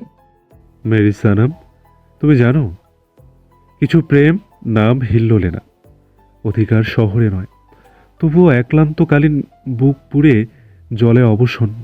তুমি জানো না আমি কত রজনীতে নিজেকে বোঝাতে চেয়েছি তো তুমি আমার নও, কিন্তু হৃদয়ের এই অধীরতা মানতে শেখেনি কোনো যুক্তি। যদিও তুমি অন্য কারোর বুকের গভীরে নিরাপত্তার বন্দোবস্ত নিয়ে করে দিয়েছ, আমি বুঝলাম সব ভালোবাসার মানে পাওয়া নয়, কিছু ভালোবাসার মানে কালের তরঙ্গের মাঝে হারিয়ে যাওয়া। আমি ঈর্ষান্বিত নই, আমি ক্রোধহীন, স্রেফ ক্লান্ত এই নীরবতার নিরানন্দের সাথে। এই ভাগ্যের লড়াইয়ে আমি আরও একবার হেরে গেলাম। তুমি জানো আমি তোমাকে পাওয়ার স্বপ্ন দেখার আগে মাত্র একবার চেয়েছিলাম তুমি উচ্চারণ করো। তুমি ছিলে শুধু মাত্র তোমার সারাদের জন্য। মৃত্যুর আগে একলা স্মৃতি অপেক্ষায় আমার রাত্রির ধারাগুলো জেগে থাকে। যদি কখনো জানতে চাও কেউ কি নিঃশব্দে সারা জীবন ভালোবেসে যায়, এই ডায়েরির পলিমা পর্ণ তোমার জন্য প্রমাণ। শেষ মুহূর্তে আমি আবারও বলতে চাই তোমায়, ভালোবাসা হয়ই একতরফা। যা উভয়ে হয় তাকে ভাগ্য বলে। শূন্যতায় ভরা ভুবনে না আমার ভাগ্য ছিল, না তুমি আমার হলে। তুমি ছিলে আমার সর্বপ্রার্থনার শেষ। তোমার কোনো প্রার্থনাতেই আমি ছিলাম না। তুমি কারো জীবনের সম্পূর্ণ গল্প হলে, আর আমি একটা অধ্যায়ও ছিলাম না। সব কিছু ছিল শুধু আমার কল্পনা। তুমি তো একবারও তাকালে না। কেউ যদি একবার আমার হৃদয় দেখে, সে দ্বিতীয়বার আর ভালোবাসা নামক পাপ করবে না। এটি তোমার সারাত। শেষ লাইনের পর কলমটা থেমে যায়। কাগজ ভিজে গেছে সেই কবে। এমন মনে হচ্ছে পাথায় শব্দ কম, অশ্রু বেশি। সারহাদ ডায়েরিটা বুকে জড়িয়ে ধরে, চোখ বন্ধ করে বলে, ভালো থেকো সানাম। এখন তোমার হাসিটাই আমার বেঁচে থাকার কারণ। আমি না হয় দূর থেকেই ভালোবেসে গেলাম। ধীরে ধীরে চোখ বুজে আসে তার, আর তলিয়ে যায় ঘুমের দেশে। প্রায় 12টার দিকে সানার ঘুম হালকা হয়ে আসে। আধো আধো চোখ খুলে প্রথমেই নিজের অবস্থান লক্ষ্য করে। সে এখনো আর্চের বুকের ওপর। পুরুষালী এক হাত শক্ত করে তার কোমরের চারপাশে জড়িয়ে ধরে আছে। মাথা তুলতেই নজরে আসে আর্চের ঘুমন্ত আতুল। রমণী কিয়ৎকাল তাকিয়ে থাকলো, ভ্রুক্ষেপহীন। তারপর আল কোছে নিজের তর্জনী দ্বারা ছুঁয়ে দেখল। চোখ, নাক, অধর বেয়ে এসে থামে আদেম চ্যাপেলে। এদিকে আর্চে এক হাতে মুচড়ে ধরে আছে বিছানার চাদরখানা শক্ত করে। সে আরও আগেই উঠেছে, শুধুমাত্র সানার ঘুম যেন না ভাঙে সেই জন্য ওঠেনি। সাথে দেখতে চেয়েছিল তার প্রেয়সী ঘুমন্ত অবস্থায় কী করে তার সাথে। এখন মনে হচ্ছে এই মেয়ে নিজেই নিজের বিপদ ডেকে আনছে। সে না চাইতেও পুরুষালী নিষিদ্ধ চাহনিগুলো উকি দিচ্ছে মনের ভেতর বারবার। হঠাৎ তড়াক করে চোখ খুলে নিল। রমণী এটা নজরে আসতেই থতমত খেয়ে গেল। তড়িৎ গতিতে মুখ লুকিয়ে নিল মানবের বলিষ্ঠ বুকে। আর যে ঠোঁট কামড়ে হেসে আওড়ায়, ম্যাডাম, আপনার চুরি ধরা পড়ে গেছে, এখন শাস্তির পালা। কিসের চুরি? রেশমি চুরি নাকি কাচের চুরি? আর কিসের শাস্তি? বিপরীত পাশে মানব প্রত্যুত্তর করল না, বরং এক ঝাটকায় সানাকে নিজের নিচে ফেলে দিল। রমণী বুঝল না তার সাথে কী থেকে কী হয়ে গেল কয়েক পলকে। তার বুঝে ওঠার আগেই আরজি মুহূর্তে দখল করে নিল তার গোলাপি ওষ্ঠচোরা। আরজি সেখানটায় বসিয়ে দিল ছোট ছোট কামড়। সানা ব্যথায় দুই হাতে তাকে ধাক্কা দিয়ে সরানোর চেষ্টা করা সত্ত্বেও একটুকু সরাতে পারছে না। উল্টো আরজি এতে ভীষণ বিরক্ত হলো। তাই এক হাতে তার দুই হাত চেপে ধরে রমণী কিয়ৎকাল পর ছেড়ে দিয়ে রমণীর দিকে তাকায়, যে বড় বড় শ্বাস টেনে তার দিকে খ্যাপা দৃষ্টিতে তাকিয়ে আছে। আর যে পাত্তা দিল না, বরং এক হাতে তার অধর স্লাইড করতে করতে আওড়ায়, সকাল সকাল আমি এমন একটা মিষ্টি চুমু রিজার্ভ করি, আর তুমি আমায় পকা দিচ্ছ। তারপর কানের লতিতে চুমু খেয়ে ঘোর লাগা কণ্ঠে বলে, বাকিটা রাতের জন্য। এই বলে সে হাত ছেড়ে উঠে চলে গেল। সানা তার নাকের পাটা ফুলিয়ে একটা বালিশ ছুঁড়ে মারে তার দিকে, আর মুখে বলে, কুত্তা, অসভ্য। বিকেলের আলোটা উমেদ ভবন প্যালেসের গায়ে এসে পড়েছে রাজস্থানী রং মেঘে। সকাল পেরিয়ে বিকেল নামতেই প্রাসাদের চারপাশ আবারও প্রাণ ফিরে পেয়েছে। ক্যামেরার রিল বসানো হয়েছে মার্বেলের উঠোন ঘেঁষে। আলো ছড়ানো হয়েছে সুচারু কোণে, যেন সূর্যের আলো আর কৃত্রিম আলোর ফারাক বোঝা না যায়। হালকা গরম হাওয়া বয়ে যাচ্ছে। দূরের জঙ্গল থেকে মাঝে মাঝে পাখির ডাক ভেসে আসছে। এদিকে শুটিং সেটেও চলছে প্রস্তুতি। Sound check, light roll, camera on. Shooting আবারও শুরু হয়। আজকের দৃশ্যটা আর্চের অ্যাকশন সিকোয়েন্স। শরীরে শক্তি, নিয়ন্ত্রিত রাগ, চোখে আগুন, এই তিনটার নিখুঁত মিশ্রণ। আর যে শটের ভেতরে ঢুকতেই যেন অন্য মানুষ হয়ে যায়। অ্যাকশন। আর যে দৌড়ে আসে, একটা লাফ, ঘুরে দাঁড়িয়ে শত্রুকে মাটিতে আছাড়, মুষ্টিবদ্ধ হাতের গায়ে শব্দ ওঠে, হাড়ে হাড়ে লাগার শব্দ। সামনে বসে আছে সারহাদ, ডিরেক্টরের চেয়ারে, মনিটরের সামনে ঝুঁকে। রাতের সেই পাগলামোর ছিটা ফোটাও এখন তার চোখে নেই। হয়তো রাতের অন্ধকারেই তা আবার ফিরে আসবে। সে শান্ত স্বরে বুলি ছড়ে, আর যে ফাইট কোঅর্ডিনেশন ঠিক আছে, কিন্তু চোখে আরো হিংস্রতা চাই। ক্যামেরা 3 আরো ক্লোজ। কিন্তু মনিটরের ফাঁকগুলি তার চোখ বরাবর চলে যাচ্ছে অদূরে দাঁড়িয়ে থাকা এক নারীর দিকে, যে আজের ভ্যানের সামনে দাঁড়িয়ে নিজের কাজে ডুবে আছে। সানা কাজের সময় একদম সিরিয়াস। সানার হাতে কালো ফাইল, কাঁধে ঝুলছে কাপড়ের স্যাম্পল। সেই মুহূর্তে রত্নার সাথে কথা বলাই ব্যস্ত। রত্না, এই কস্টিউমটা এই লাইটে কাজ করবে না, এটাকে চেঞ্জ করো ফার্স্ট। তার থেকে একটু দূরে সেটের এক পাশে এসপি দাঁড়িয়ে। সে যদিও আর্যের জন্য আসতে চায়নি, পর মুহূর্তে সানার সাথে এসেছে। সে জানে সানা অন্য পাশে থাকলে আর্যে কিছু করতে পারবে না। তার ঠোঁটে হালকা হাসি, হাতে কফির কাপ, অন্য হাতে ধরে রাখা মুঠোফোন। ফোনের অন্য প্রান্তে চলছে সানিতার বিরামহীন কথাবার্তা। এ পাশ থেকে এসপি খুব মনোযোগ দিয়ে শুনছে সেই কথাগুলো, কিন্তু সারহাদের সেদিকে বিন্দু পরিমাণও ধ্যান নেই। সে তাকিয়ে আছে সানার মায়াবী চোখ জোড়ায়, চুপচাপ, অনেকটা দূর থেকে। তার দৃষ্টিতে কোনো চাওয়া নেই, কোনো পাওয়া নেই, শুধু এক নিঃশব্দ স্বীকৃতি। হঠাৎ সেটের এক পাশ থেকে ভেসে আসে চিবিয়ে চিবিয়ে বলা রুক্ষ পুরুষালী কণ্ঠস্বর। তোর চোখগুলো উঠে হাতে ধরালে তারপর ঠিক হবে। সারহাত তড়িৎ গতিতে সামনে তাকায়। নজরে আসে আরজের রক্তচক্ষু। আরজে নিজের শুট ছেড়ে তেড়ে আসার আগে আয়ান তাকে আটকে ধরে। সেটের আশেপাশে থাকা মানুষজন নিঃশব্দ হয়ে যায়। এই দুজনের মাঝখানে হওয়া ভারী হয়ে ওঠে। কিন্তু আজ সারহাত কোনো প্রত্যুত্তর করল না, বরং সে ধীরে উঠে দাঁড়ায়, মনিটরের দিকে আর তাকায় না, পিঠ ঘুরিয়ে হাঁটতে শুরু করে। তার এই নিঃশব্দ চলে যাওয়া আরজের ভেতরের আগুনে আরও ঘি ঢালে। আরজে আবারও এক পা এগোতেই আবারও আয়ান সামনে দাঁড়ায়। Sir please set.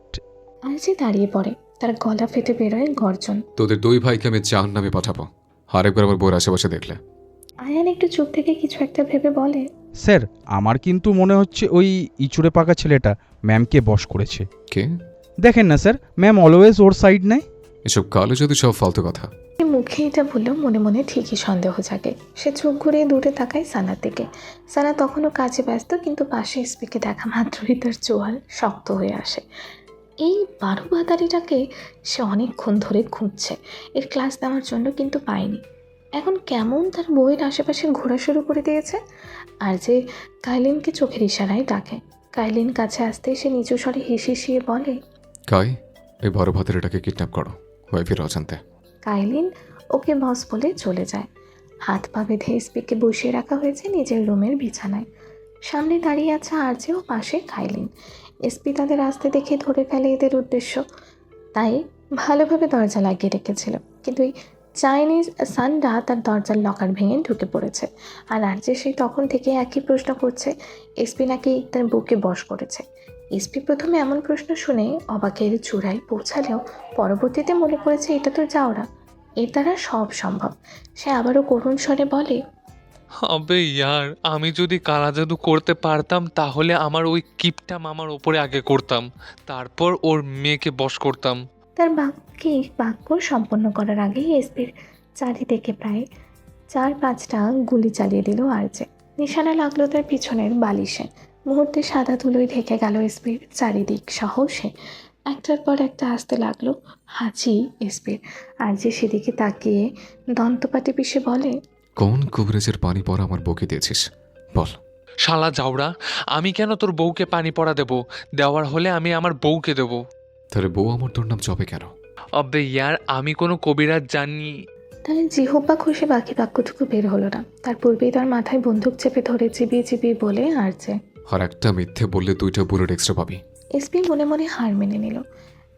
এখন জীবন বাঁচাতে হলে একে আন্দাজি একটা নাম বলে দেবে, কিন্তু এখন প্রশ্ন হলো তারপর ওকে ছাড়বে কিনা। তাই নিশ্চিত হতে তার দিকে প্রশ্ন ছড়ে, আচ্ছা আমি কবিরাজের নাম বললে কি করবি তুই? আগে বউ বশ করবো, তারপর তোদের দুটোকে মেরে ফেলবো, সাথে তোর ভাইকে সহ।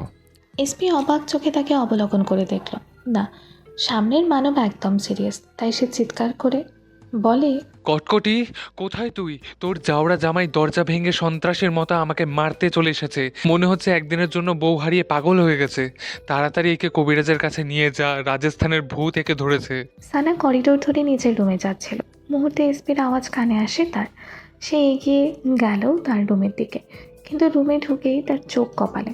দ্রুত কদমে এগিয়ে গেল সেই দিকে, বিচলিত কণ্ঠে বলে, এসপি তোকে এমন সাধু বাবা কে বানিয়েছে রে? রমণী আর এক কদম বাড়ানোর আগে আরজে তার কোমর পিছিয়ে ধরে নিজের কাছে টেনে নিয়ে এলো। সে যদিও তাকে এই মুহূর্তে এখানে আশা করেনি, তারপরও কোনো প্রকার ভনিতা ছাড়াই স্বীকার করে আরজে, আমি বানিয়েছি। সানা, আমার বউয়ের নাম মুখে নেবি না। নানি জীবন। কুত্তার বাচ্চা, নানির পরে জীবন কেন লাগিয়েছিস? নানিমা প্লিজ, তুই তোর পাগল জামাইকে নিয়ে কোনো ভালো কবিরাজকে দেখা আর আমাকে বাঁচা। তারা এক ঝটকায় হাত সরিয়ে দিল আরজে। সে স্তব্ধ হয়ে তাকিয়েছিল। তার বিশ্বাসই হচ্ছে না আরজে এমন কিছু করতে পারে। অগ্নিদৃষ্টি নিক্ষেপ করে আঙুল উঁচিয়ে বলে, আপনি আমায় প্রমিস করেছেন আপনি এসপিকে কিছু করবেন না। সেজন্যই তো আমার নিশানা ভুল হয়েছে। রমণী কটমট করে তাকায়, কিছু একটা ভেবে ফিসফিস করে বলে, আজকে রাতে আমার রুমের দরজা বন্ধ থাকবে, এবার যেই আসুক না কেন। রমণীর বাক্যখানা যেন আরজের মাথায় বজ্রঘাতের মতো আঘাত হানলো। কি বলছে এই মেয়ে? কত বড় হুমকি দিচ্ছে তাকে। সে আজ রাত নিয়ে কত প্ল্যানিং করে রেখেছে, আর এই মেয়ে নাকি রুমে ঢুকতে দেবে না। তড়িঘড়ি করে কাইলিনের দিকে তাকিয়ে আদেশ ছড়ে, গাই, ওটাকে ছেড়ে দাও। প্রয়োজনে একে পরিষ্কার করে গোসল করিয়ে দাও। এত দয়ার দরকার নাই, শুধু আমার পিছু ছাড়লেই তাহলেই হবে। আর যে সেদিকে কোনো প্রকার ধ্যান নেই। সে চলে গেল সানার পিছু পিছু। এদিকে সানা বাক্যখানা বলে কোমর হেলিয়ে দুলিয়ে চলে গেল নিজের রুমে। সে জানে আরজেকে কিভাবে কন্ট্রোল করতে হয়। আর এদিকে আরজে রুমে প্রবেশ করবে তার আগেই সানা ঠাস করে তার মুখের ওপর দরজা লাগিয়ে দিল। আর কান লাগিয়ে রেখে শুনছে বিপরীত পাশের মানবের কাতর আওয়াজ। ওয়াইফি প্লিজ ওপেন দ্য ডোর। এদিকে সারহাদ এখনও শুটিং নিয়ে ব্যস্ত। আজ যে শুটিং না থাকলেও ডিরেক্টর হিসেবে তাকে সবটাই দেখতে হয়। সামনেই চলছে ঈশানী সহ আরও কয়েকজন অ্যাক্ট্রেসের শ্যুটগুলো। সারহাদ নিজের প্রফেশন নিয়ে একদম সিরিয়াস, তীক্ষ্ণ চোখে চারিদিক পর্যবেক্ষণ করছে। কাট, ক্যামেরা থেমে যায়। সারহাদ ফের বলে, মিস ঈশানী, আপনাকে এই সিনে আরও 2 মিনিট আগে হাত ঘোরাতে হবে। ওকে ডিরেক্টর। ক্যামেরা আবার রোল করো, অ্যাকশন। হঠাৎ সারহাদের ফোনখানা আবারও বেজে ওঠে। সে তাকিয়ে দেখে কোনো আননোন নাম্বার। এই নাম্বার থেকে আবারও 2বার তার ফোনে কল এসেছে। আননোন দেখে সে ওঠায়নি। একবার ভেবেছে হয়তো গুরুত্বপূর্ণ কল হবে, তাই সে উঠিয়ে কানে তুলে গম্ভীর পুরুষালী স্বরে আওড়ায়, hello. Hello, ACP Sitara Adil speaking. সাধারণত রাজস্থানের জয়পুরকে বলা হয় গোলাপি শহর। এই গোলাপি শহরে রাত নামতেই রাজস্থান বদলে যায়। দিনের রুক্ষ রোদ আর ধুলোমাখা রঙের জায়গায় নেমে আসে নরম আলো, উষ্ণ বাতাস আর ইতিহাসের গন্ধ। আর্যের গাড়ি ধীরে এগোচ্ছে শহরের ভিতর দিয়ে। ড্রাইভিং সিটে সে নিজে, এক হাতে স্টিয়ারিং, অন্য হাতে মাঝে মাঝে গিয়ারের স্পর্শ। আর্যের কোলে বসে আছে সানা। সে ওই সময় দরজা খুলেছে আর্যকে শর্ত দিয়ে যে আর্যে এসপির সাথে ভালো ব্যবহার করতে হবে। আর্যে দাঁতে দাঁত চেপে মেনে নিয়েছে সবটা, কারণ সে জানে তার ওয়াইফিকে ভালোভাবে। যেহেতু আর মাত্র কয়েকদিন আছে বাংলাদেশে ফিরে যাওয়ার, তাই সানাকে নিয়ে আজ ঘুরতে বেরিয়েছে তাদের গাড়ি থেকে অনেকটা দূরে আর্যের গার্ডসদের গাড়ি, যাতে সানা না জানতে পারে এদিকে সানা আর্যের কোলে বসে রাজস্থান দেখতে ব্যস্ত। আর যে নিজেই তাকে পাশের সিটে বসতে দেয়নি। গোলাপি শহরের দেয়ালগুলো রাতের আলোয় যেন আরও জীবন্ত হয়ে উঠেছে, হালকা হলুদ আর কমলা আলোয়। পুরনো প্রাসাদ, হাভেলি, ফটক সবই কোনো এক নীরব গল্পের মতো পাশ কাটিয়ে যাচ্ছে। সানা জানালার বাইরে পলকহীনভাবে তাকিয়ে, তার চোখে বিস্ময়, ঠোঁটে অল্প হাসি নিয়ে ধীরে বলে, এত সুন্দর। আর যে এক চিলতে হাসে তার চোখে রাস্তার দিকে, কিন্তু মনটা পুরোপুরি সানার দিকে। আর যে তার প্রত্যুত্তরে কিছুই বলল না, বরং হাতের বাঁধনটা আরও শক্ত করলো। গাড়ির ভেতর গান বাজছে খুব কম শব্দে। আর্যের গাড়ি থামে রাজস্থানের সবচেয়ে বড় রিসর্ট উদয় বিলাসের সামনে। রিসর্টটা শহরের কোলাহল থেকে অনেক দূরে। উঁচু প্রবেশদ্বার, দুপাশে আলো জ্বলা খেজুর গাছ, দূরে ঝিলমিল করে উঠানের ফোয়ারা। সব কিছু মিলিয়ে আভিজাত্যের ছাপ নিয়ে তৈরি এই বিলাসবহুল রিসর্টটি। যেহেতু আগে থেকেই রুম বুক করে রেখেছে আর্যে, সেই অনুযায়ী তারা উঠে পড়ে নিজেদের রুমে। রুমে প্রবেশ করেই রমণী অবাক, কেননা রুমের চারিদিকে ক্যান্ডেল, ফেরি লাইট ও গোলাপের ছড়াছড়ি। সানার মুখ থেকে কোনো বাক্য নিঃসৃত হওয়ার পূর্বেই আর্যে পেছন থেকে দুহাতে সানার কোমর জড়িয়ে ধরে, কানের কাছে মুখ নিয়ে হাসকি স্বরে আওড়ায়, This night belongs only to us, my love. সারহাদের কণ্ঠস্বর বিপরীত পাশের মানবের কানে পৌঁছাতেই এক মুহূর্ত লাগলো না চিনতে। মনের মধ্যে হঠাৎ করে যেন একটা ঠান্ডা স্রোত বয়ে গেল, যেন বহু বছর ধরে বন্ধ থাকা কোনো দরজা এক শব্দে খুলে গেছে। এক মুহূর্ত নীরবতা, ঠিক সেই নীরবতার ভেতরেই সিতারা আদিল নিজের শ্বাস সামলে নেয়। অবশেষে সে ধীরে বলে, এসিপি সিতারা আদিল স্পিকিং। সারহাদ কপাল কুঞ্চিত করে ফোনটা একটু নামিয়ে নেয়। চোখের দৃষ্টি শূন্যে স্থির। মনে মনে ভাবে, এসিপি তালহা আদিল থেকে সিতারা আদিল কিভাবে হয়ে গেল। সে আর বেশি ঘাটল না, একই সুরে বলে, বলুন। সারহাদের বলুন শব্দটা সিতারার জন্য যেন পুরো কলেজ জীবনকে একসাথে ফিরিয়ে আনে। ক্যাম্পাসের করিডোর দূরে দাঁড়িয়ে থাকা এক নির্বিকার নিরেট যুবক, যার দিকে তাকিয়ে সাহস হয়নি ডাক দেওয়ার কখনো। আজ এত বছর পর সে নিজেই ফোন করেছে। সে নিজেকে সংবরণ করে শক্ত কণ্ঠে শুধালো, আমি গিনির খুনের কেসটা নিয়ে কথা বলতে চাচ্ছিলাম। আপনার নামটা ফাইলের মধ্যে এসেছে। আপনি কি জানতে চান?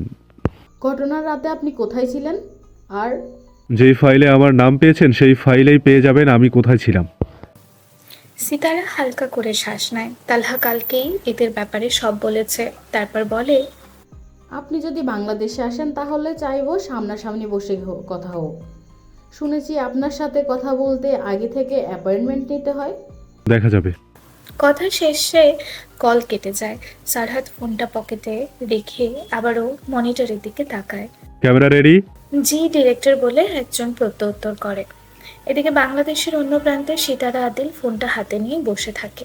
সে ফিসফিস করে বলে, এত বছর পরও আপনি ঠিক আগের মতোই রয়ে গেলেন সাদ, কিন্তু আমার বিশ্বাস আপনি কিছুই করেননি।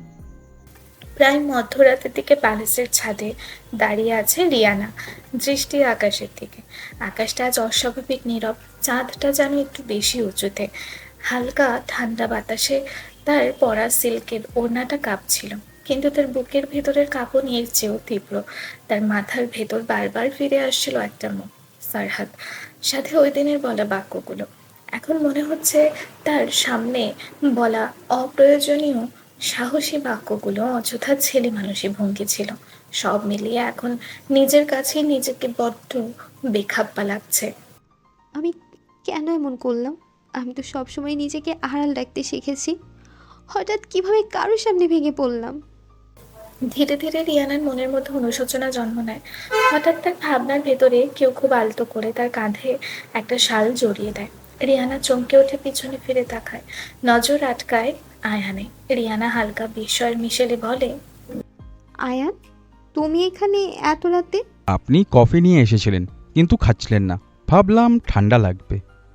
রিয়ানা কিছু বলল না। দু হাতের মাঝে কফির কাপটা ধরে আবারও সামনে তাকিয়ে থাকে। আয়ান ছাদের রেলিংয়ের পাশে দাঁড়িয়ে ফের বলে, আজ সারহাদ খুব চুপচাপ ছিল। রিয়ানা তার এমন কথায় একটু অবাক হয় বটে।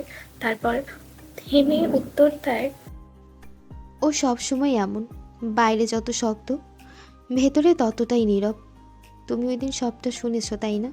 আয়ান কিছু না বলে তাকিয়ে থাকে রিয়ানার দিকে। 3 বছর ধরে যে তাকালো, হাত যেন তার চোখে অন্য এক ভার। আয়ান একটা লম্বা শ্বাস ছেড়ে জীবনে প্রথমবারের মতো রিয়ানার নামটা উচ্চারণ করে। রিয়ানা, কিছু মানুষ থাকে যাদের পাশে দাঁড়ালেই নিজেকে ছোট লাগে। রিয়ানা আয়ানের মুখে নিজের নাম নিতে দেখে তার দিকে বিস্ময় চোখে তাকায়। কেননা আয়ান কোনোদিনও তাকে নাম ধরে ডাকেনি, কিন্তু মানবের সেই দিকে কোনো ধ্যান নেই। সে নিজের মতো বলতে থাকে, কেন জানো? কারণ তাদের স্বপ্নটা আমার সাধ্যের বাইরে। একটু থেমে ফের যোগ করে, আমি জানি আমি বামুন আর আপনি চাঁদ, তারপরেও হৃদয়ে যে কোনো যুক্তি মানতে শেখেনি, ঠিকই আপনাতে আটকে গেল। রিয়ানার হাতের কফির কাপটা একটু কেঁপে ওঠে। সে তো আয়ানকে সবসময় নিজের বন্ধুর মতো দেখেছে। তাহলে আয়ান কবে তার প্রতি? কণ্ঠে বিস্ময় নিয়ে প্রশ্ন ছড়ে, তুমি কবে? আর কিছু বের হলো না তার কণ্ঠ ছিঁড়ে। আয়ান ঠোঁটে হালকা হাসি টেনে বলতে শুরু করে, 3 বছর আগে যখন আরএস স্যার আমাকে আর রৌনককে প্রথম অনাথ আশ্রম থেকে নিয়ে এসেছে, তখন আমাকে বানানো হলো আপনার ম্যানেজার। আর রৌনককে স্যার, প্রথম আপনাকে দেখে মনে হয়েছিল কোনো অহংকারী বড়লোক ঘরের নারী, যেমনটা সবসময় আমাদের অনাথ আশ্রমে শেখানো হয়েছে। কিন্তু যখন দিন যায় তখন বুঝতে পেরেছি আপনি অহংকারী নন, আপনি একাকিতে ভুগছেন। ধীরে ধীরে আপনার একাকিত্বগুলো আমার ভালো লাগার পরিণত হয়ে যায়। আমি বুঝতে পারিনি কবে মনের গহীনে আপনি প্রবেশ করেছেন, কবে আপনি আমার কল্পনাবাসী হয়ে গিয়েছেন। যখন বুঝতে পেরেছি তখন অনেকটা দেরি হয়ে গিয়েছে। ততদিনে আপনি আপনার একাকিত্বগুলো হারিয়ে গিয়েছে। আপনার স্বল্প ভাষাগুলো আমার অভ্যেস হয়ে দাঁড়িয়েছে। জানি আমার সাধ্যের বাইরে আমার কল্পনা, কিন্তু সবটা জেনেও নিজেকে আটকে রাখতে পারিনি। এই পৃথিবীতে আমার কেউ নেই, মা বাবা কেউ, তাও জানি না মা বাবা কে তাও জানি না। হয়তো আপনার মতোই কারোর অনাকাঙ্ক্ষিত সন্তান ছিলাম বলেই ডাস্টবিনের জায়গা হয়েছে, আর সেইখানে থেকে কেউ রেখে গিয়েছে অনাথ আশ্রমে। তাই আপনাকে আমার পৃথিবী বানাতে চাই। যদি আমার পরিবার না থাকাটা সমস্যা হয়, তাহলে আমি আপনাকে নিজের পরিবার বানাতে চাই। যদি আমার আপন কেউ না থাকাটা সমস্যা হয়, তাহলে আমি আপনাকে নিজের একান্ত আপনজন বানাতে চাই। তার পরিবর্তে বেশি কিছু চাই না, শুধু আপনার মনের কোণে একটু জায়গা চাই। আমি জানি প্রথম ভালোবাসা কেমন, তাই আমি সারহাদের জায়গাটা কোনোদিনও চাইব না। আমি নিজের মতো করে শুধু একটু জায়গা করে নিতে চাই। কথাগুলো হয়তো আপনার জন্য ভারী মনে হবে, কিন্তু আজ না বললেও কোনোদিনও বলা হবে না আপনাকে। কল্পনা বাসিনী। পাশে দাঁড়িয়ে থাকা রিয়ানার চোখের কোণ ততক্ষণে ভিজে উঠেছে। হঠাৎ পরিবেশটা ভারী হয়ে ওঠে দুজনের মধ্যে। না কোনো শব্দ, না কোনো বাক্য, শুধু বাতাসের শব্দ। রিয়ানা ধীরে ধীরে কফির কাপটা পাশের টেবিলে রেখে দেয়। কোনোরূপ প্রত্যুত্তর ছাড়াই ভেতরের দিকে হাঁটা দেয়। তার পায়ের শব্দ ছাদের সিঁড়িতে মিলিয়ে যায়। আয়ান একাকী দাঁড়িয়ে থাকে। কিছুক্ষণ পর সে টেবিল থেকে সে কফির কাপটা তুলে নেয়, এক চুমুক দেয়। কফি ঠান্ডা, কিন্তু তার বুকের ভেতরটা আরো ঠান্ডা। সে জানতো এমনটাই হবে, কিন্তু একবার নিজের মনের ভাষাগুলো ব্যক্ত করতে চেয়েছে। তারপর রিয়ানার প্রত্যাখ্যান করলেও তার আফসোস থাকবে না। সে ফিসফিস করে বলে, বামন হয়ে চাঁদের দিকে হাত বাড়িয়েছি, এটা জেনেও যে এই হাত ঝলসে যাবে। চাঁদের দিকে তাকিয়ে আরও একটা বাক্য যোগ করে, আওড়ায়, কিছু ভালোবাসা পাওয়ার জন্য নয়, পুড়ে যাওয়ার জন্যই হয়। বারবার মোবাইল ফোনের শব্দে কপাল কুঁচকে আসে আর্যের। ঘুম চড়ানো চোখগুলো আধো আধো খুলে নজর বোলায় ঘড়িতে। মাত্র সকাল 6টা বাজে। ঘুমিয়েছে তো মাত্র 2 ঘন্টা আগেই। এখন আবার কে কল করেছে? পাশে তাকিয়ে দেখে রমণী একদম ঘুমে নিমজ্জিত। সে বিছানা হাতড়ে সানার ফোনটা কানে তুলে স্ক্রিনে নাম না দেখেই বিপরীত পাশ থেকে আসে কারো ঝাঝালো কণ্ঠস্বর। সানার বাচ্চা, কখন থেকে কল করছি, তুই কই? প্রসেসিং চলছে এখনো, বাচ্চা আসেনি, আসলে কল ধরবে। বিপরীত পাশে থাকা এসপি সে নিজেও ঘুমের মধ্যে। তার ভাই একটু আগে তাকে কল করে বলেছে সানার কিছু ডিজাইন লাগবে, সেই জন্য সে কল করেছে। কিন্তু সানার ফোনে অন্য কারো গলা শুনে খেকিয়ে ওঠে সে। ওই শালা, তুই আমার ভাবির ফোনে কে? এবার আর্যের মেজাজ চূড়ান্ত পরিমাণে খারাপ হয়ে গিয়েছে। সে দন্তপাটি পিষে বলিয়া ছড়ে, তুই হবি শালে 12 ভাতারি, আর আমি তোর ভবিষ্যতে বড় কে করতে এসেছি এখানে। 12 ভাতারির নামটা শুনতেই এসপির চোখ থেকে ঘুম ছুটে যায়। মুহূর্তে বুঝে যায় এটাকে, তাই সে মিনমিনিয়ে বলে, যাওরা, তুই ইয়ে মানে মনে হচ্ছে রং টাইমে রং নাম্বারে রং ম্যানে চলে গেছে। আপনি রাইট কাজ করেছেন, চালিয়ে যান, থামবেন না। এই বলে আর্যকে কিছু বলতে না দিয়ে সে ফোন কেটে দিল। নিজের জিভে কামড় বসে আফসোস করতে করতে আবারও ঘুমিয়ে পড়ে। এদিকে আর্য ফোনটাকে দূরে ছুঁড়ে ফেলে দিল। তার কত ভালো মুহূর্তকে নষ্ট করে দিয়েছে এই 12 ভাতারিটা, তাও এই 7 সকালে। এখন সামনে থাকলে যে কি করতো সে নিজেই জানে না। পাশে তাকে নিজের ক্লান্ত প্রেয়সীকে একদম নিজের কাছে নিয়ে আসলো। আজ মেয়েটার সাথে একটু বেশি হয়ে গিয়েছে। এখন অপরাধ বোধ কাজ করছে আর্যের ভিতর। সে কি করবে? এই মেয়েটার কাছাকাছি আসলেই যেন নিজেই নিজের মধ্যে থাকে না। হঠাৎ আর্যের মধ্যে একটা ভাবনা উঠে দিল, সাথে একটু ভয়। যদি কোনোদিন সানা তার সত্যটা জানতে পারে, তাহলে কি তাকে ছেড়ে চলে যাবে? চলে যাওয়ার ভাবনাটা আসতে সে মাথা ঝাড়া দিয়ে আওড়ায়, না না, এমন কিছু হবে না। তারপর নিয়ে নিল এক কঠিন সিদ্ধান্ত। কয়েকদিন পরে বিডিতে গিয়ে সানাকে নিজের ব্যাপারে সব সত্যি বলে দিবে। তারপর যদি সানা তাকে ছেড়ে চলে যেতে চায়, তাহলে ওই দিন সানা তার আসল রূপ দেখবে। প্রয়োজনে ওই দিন থেকেই সানার বন্দি জীবন শুরু হবে। কোনো মতেই তাকে ছেড়ে যেতে পারবে না। তারপরও মনটা যেন শান্ত হতে চাইছে না। উঠে টাওয়াল নিয়ে চলে গেল ওয়াশরুমে। সূর্যের আলো মার্বেলের মেঝেতে পড়ে হালকা সোনালি রেখা টেনে দিয়েছে। প্যালেসের ক্যাফেটেরিয়ার এক কোণে জ্যাক বসে আছে। তার সামনে খোলা ল্যাপটপ, স্ক্রিনে লাইনের পর line code, time stamp, data packet, detailed ফাইলের ছায়া। জ্যাকের আঙুলগুলো কিবোর্ডের উপর চলছে অতি দ্রুত। সে ওই দিন রাতের সব সিসিটিভি ফুটেজে চেক করেছে। সব ঠিক আছে, শুধু আর্যের রুমের সামনেরটাই গায়েব। আর এই সিসিটিভি ফুটেজগুলো সাধারণভাবে মুছে ফেলা হয়নি, সম্পূর্ণ পেশাদার হাত। কিন্তু জ্যাকও কম না। সে আর্যের সাথে কাজ করার আগে আমেরিকান গভর্নরের অধীনে থাকা সবচেয়ে দক্ষ হ্যাকার ছিল। সে একবার ব্যাকট্র্যাক চালায়, তারপর আরেকটা লেয়ার। একটার পর একটা ফাইল খুলে হঠাৎ সে থেমে যায়। চোখ শুরু হয়, ধীরে ধীরে সামনের ফুটেজ ক্লিয়ার হয়ে আসে। সাথে নজরে আসে একজোড়া নীল চোখের মনি, সম্পূর্ণ চেহারা ঢাকা, আর হাতে এসবির ফোনখানা। জ্যাক ফাইলটা সেভ করে একটা এনক্রিপ্টেড ফোল্ডারে ঢুকিয়ে রাখে। উঠবে ঠিক তখনই নাকে আসে কফি স্মেল। সে খুব ভালো করে জানে এটা কি? জ্যাক মাথা তুলে তাকালো না, বরং আবারও বসে গেল। ইভেলিনা নিঃশব্দে হেঁটে এসে জ্যাকের সামনে কফির কাপটা রাখে, মুখে হাসি টেনে বলে, good morning mister foreigner. Jack কোনোরূপ প্রত্যুত্তর করলো না। তার কাজ শেষ, তারপরও এমনভাবে বসে আছে যেন সে একদম কাজে ব্যস্ত। এবেলিনা জানে যন্ত্রমানব থেকে কোনো জবাব আসবে না, তাই অনুমতির তোয়াক্কা না করেই তার সামনের চেয়ারে বসে পড়ে। জ্যাক আর চোখে একবার সামনের হিন্দুস্তানি রমণীর দিকে তাকায়, তারপর কিছু না বলে কফির দিকে হাত বাড়ায়। এতেই এবেলিনা খুশি হয়ে গেল। সে অভ্যাসগতভাবে জ্যাককে বলতে শুরু করে এই প্যালেসের কাহিনী। জ্যাক স্ক্রিনের দিকে তাকিয়েই শোনে।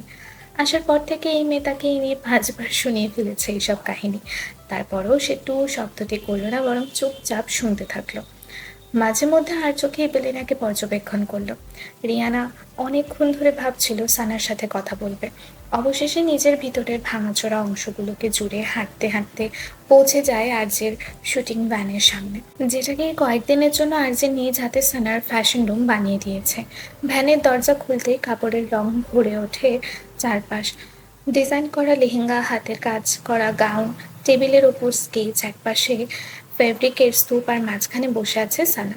সে কাপড়ের ভাঁজ ঠিক করতে এতটাই ব্যস্ত যে প্রথমে রিয়ানাকে খেয়ালই করে না, কিন্তু রিয়ানা এক পা এগোতেই সানার চোখ পড়ে তার দিকে। পর মুহূর্তে সে কাপড় ফেলে এগিয়ে আসে। আরে রিয়ানা আসো। তোমাকে ডিস্টার্ব করতে চলে এলাম।